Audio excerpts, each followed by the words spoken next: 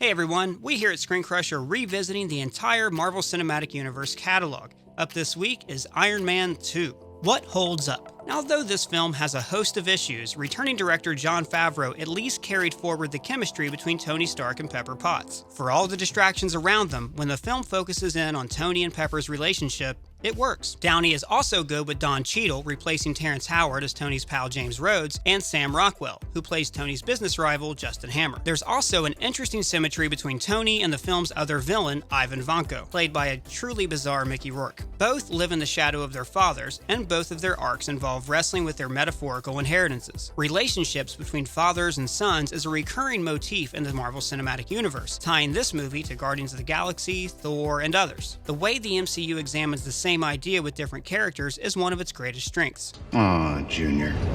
You're gonna break your old man's heart. What doesn't hold up? Marvel Cinematic Universe movies love using real-life broadcasters in their backgrounds. Newscasts are an easy way to insert exposition into a film. Having familiar faces deliver the news grounds these fantastical events in reality. That said, if they could do it over, I imagine Marvel would not have Bill O'Reilly on the TV in Pepper Potts' office. On his old Fox News program, O'Reilly takes Stark to task for breaking his promises. He doesn't like that Tony's failed to protect America, but he's really pissed off that he let a secretary, a woman, run his company. More importantly, there's a whole lot of plot here that doesn't hold up to scrutiny. A major subplot involves Rhodes taking one of Tony Stark's old Iron Man suits and handing it over to the military. In the film's early scenes, Stark resists any attempt to classify Iron Man as a weapon or to work for the US government. You want my property? You can't have it. Then, in the middle of a drunken birthday party, Rhodes just puts on one of his suits and flies away. Justin Hammer adds a ton of guns and the War Machine armor is born. So why is Tony suddenly so chill about the government getting its hands on Iron Man? Tony had to know that Justin Hammer, the government's top weapons contractor, will upgrade the thing. Tony hates Justin Hammer, so why would he be okay with that? When Samuel L. Jackson shows up late in the second act to play S.H.I.E.L.D. director Nick, Deus Ex Machina Fury,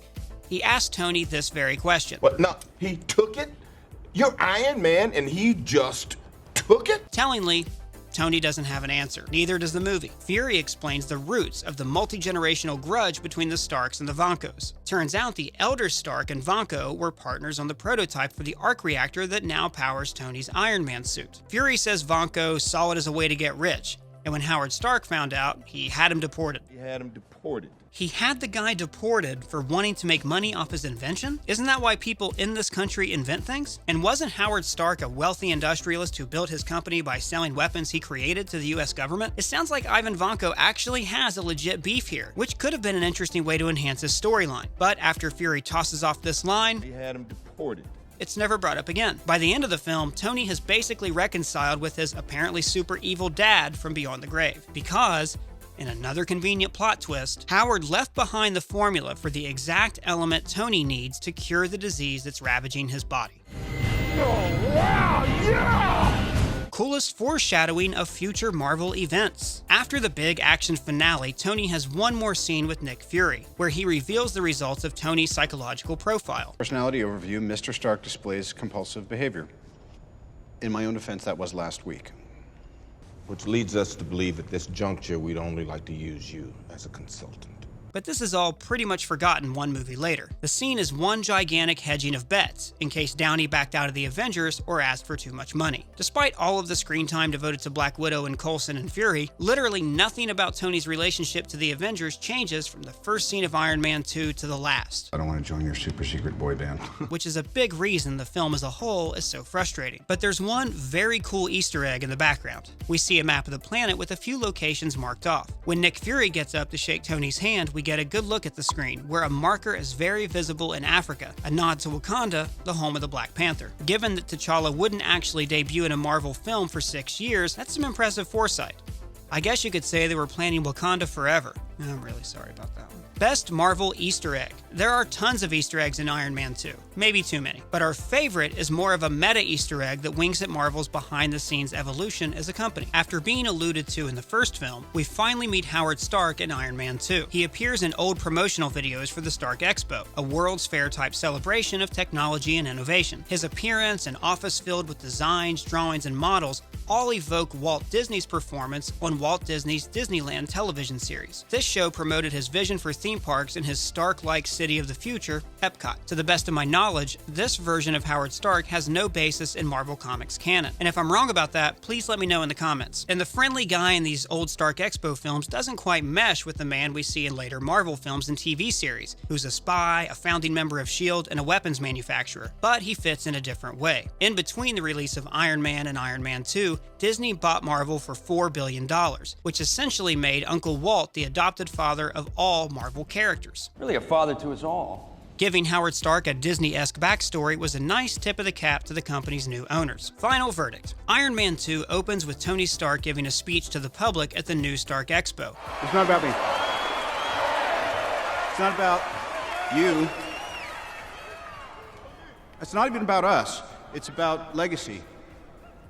It's about what we choose to leave behind.